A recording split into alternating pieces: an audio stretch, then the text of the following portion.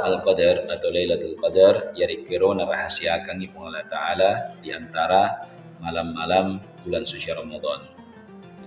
Ya, jadi di ibarai yarwanin naramalan mapamula wani mamula latu wani pacakuran naramalan itu diibaratkan 30 kolam.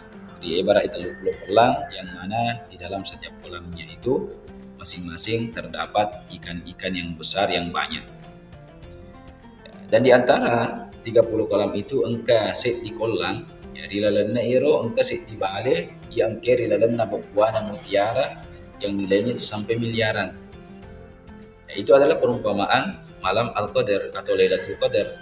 Ya, adapun ikan-ikan yang besar yang banyak tadi itu adalah akale barakenna, yaitu adalah perumpamaan pahala yang banyak yang Allah Subhanahu wa taala siapkan di setiap malam bulan suci Ramadan. Ya maka namun setengah-tengah na dia iruntu iro balewe yang kimutiara di lalan na buwana yang ito ang kakiman ng bale ya bale rompo may ka ya kanto na kanto itu untuk apalang lekelat dikasih dia nariko iruntu iro balewe yang ke mutiara ko ilalan na buwana.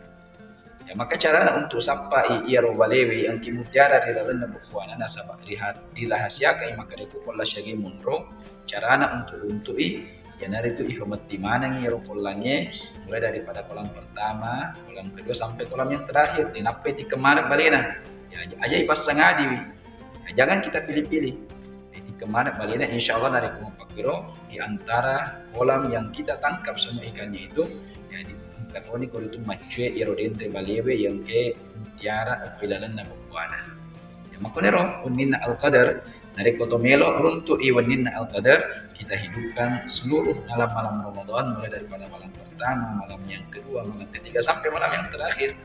Insyaallah dari kumapakro di antara malam-malam yang kita hidupkan tersebut akan ada yang bertepatan dengan malam al-qadar. Ya, kita hidupkan seluruh malam Ramadan dengan sholat maghrib berjamaah, dengan tilawah Al-Quran, sholat isya berjamaah, sholat tarawih, sholat witir, sholat tahajud, ya, dan amalan-amalan yang lainnya.